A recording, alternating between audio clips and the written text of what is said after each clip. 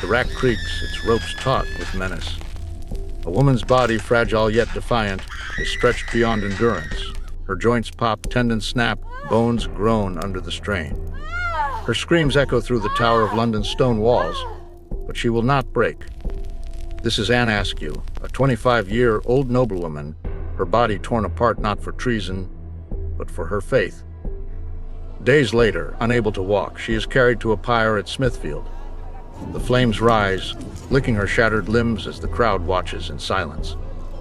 Her execution in 1546 was no ordinary death. It was a spectacle of cruelty, a warning to all who dared defy the crown's will. Why was a woman tortured so brutally? What drove England's rulers to crush her spirit?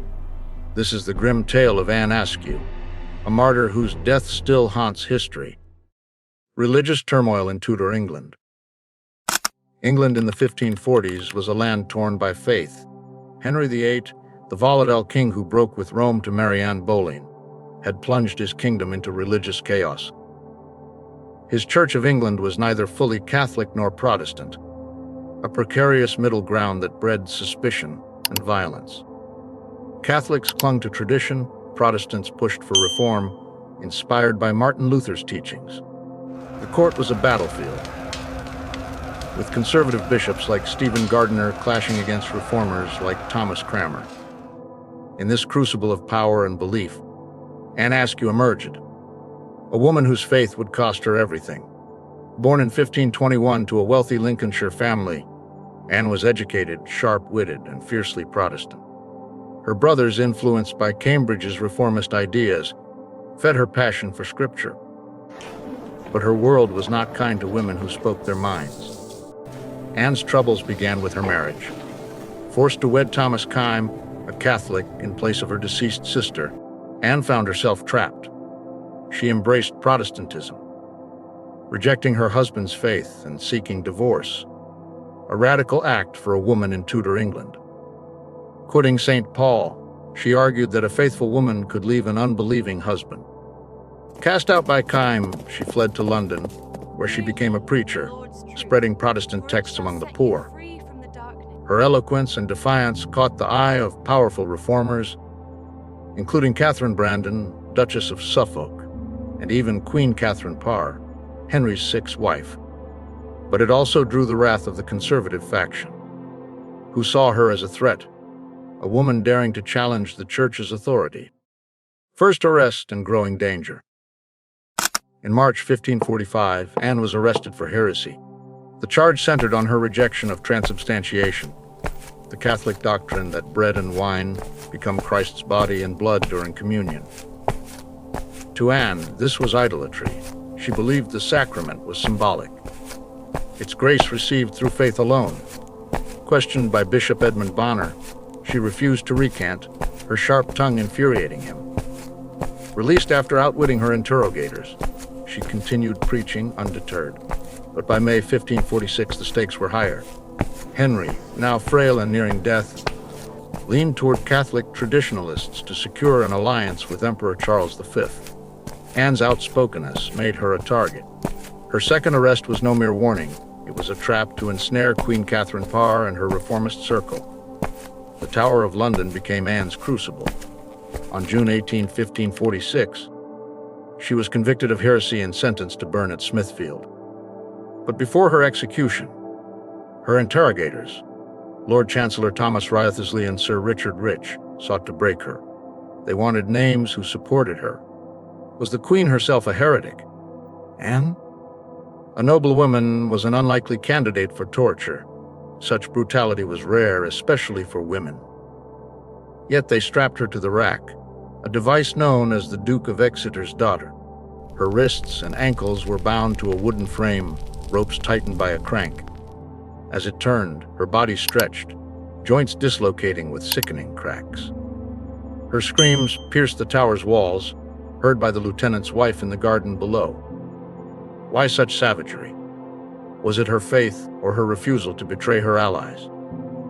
Imagine the terror of that moment, her body breaking, yet her spirit unyielding. Could you withstand such pain for your beliefs? Share your thoughts in the comments below. The torture was unprecedented. when the lieutenant of the tower, Anthony Kingston, refused to continue. Horrified by the illegality of racking a woman, riotously and Rich took over themselves. They turned the crank harder, pulling Anne's shoulders and hips from their sockets, snapping her tendons. She fainted from the pain, only to be revived and racked again. Yet she gave no names. Not the Queen. Not her reformist friends. Her silence was defiance, a shield for those she protected. After hours of agony, she was returned to her cell, her body a broken ruin. She dictated her account from a chair, unable to walk, her words smuggled out and later published by John Bale as the examinations of Anne Askew. Her voice, calm and unyielding, became a weapon for the Protestant cause. The final execution. On July 16, 1546, Anne faced her final ordeal. At Smithfield, a great stage was built for riotously and other dignitaries to watch the spectacle. Anne, too broken to stand, was carried in a chair to the stake. Her body, chained to the pyre, was a testament to her suffering. Dislocated limbs, torn ligaments, a frame barely holding together. Beside her stood three others: John Lascelles, Nicholas Bellinian, and John Adams, all condemned for heresy. The wood was piled high, the crowd silent. In a rare act of mercy, gunpowder was tied around Anne's neck to hasten her death. As the flames rose, her cries mingled with the crackle of fire. The gunpowder exploded, ending her agony swiftly, but not before her defiance burned into history. Why was Anne Askew tortured so brutally? Her faith alone did not justify such cruelty. She was a woman who dared to speak, to preach, to challenge the male-dominated church and court. Her refusal to name names, especially those of powerful women like Catherine Parr, frustrated her interrogators. They feared the influence of reformist women who, in secret meetings, spread Protestant ideas. Anne's education and eloquence made her dangerous. Her gender made her a target. In a society where women were expected to obey, her defiance was an affront. The rack was not just punishment. It was a message no one, not even a noblewoman, could defy the crown's authority. Yet her silence protected the Queen and her allies, ensuring the survival of the reformist cause. The psychological toll on Anne must have been immense. Imprisoned, tortured, facing certain death, she clung to her faith with unshakable resolve. Her writings reveal no self-pity, only a fierce commitment to truth. She saw herself as a soldier of Christ, her suffering a testament to her belief. But what drove her interrogators? Fear of losing control in a fracturing England, where religious dissent threatened the crown's fragile unity. Riotously and Rich, backed by Bishop Gardiner, saw Anne as a pawn to topple greater targets. Her torture was a desperate act to crush the Protestant movement and its female voices. Yet their cruelty backfired. Anne's martyrdom fueled reformist fervor, her story a rallying cry for generations. What does Anne's death teach us? It exposes the brutality cloaked in righteousness. Under the guise of protecting faith, the powerful wielded violence to silence dissent. Anne's torture and execution were not just about heresy. They were about control, about punishing a woman who dared to think for herself. Her story asks us, how far will power go to suppress truth? And what is the cost of standing firm? Anne paid with her body. Her bones broken, her flesh burned. Yet her legacy endures, a reminder that faith and courage can outlast even the cruelest oppression. Her silence saved lives. Her words inspired a movement. But at what cost to her soul? The flames at Smithfield consumed Anne Askew, but they could not erase her. Her broken body, carried to the stake, was a symbol of defiance, not defeat.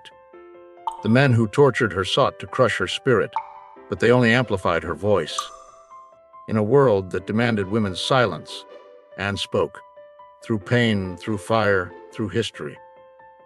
Her death was a warning, but also a beacon.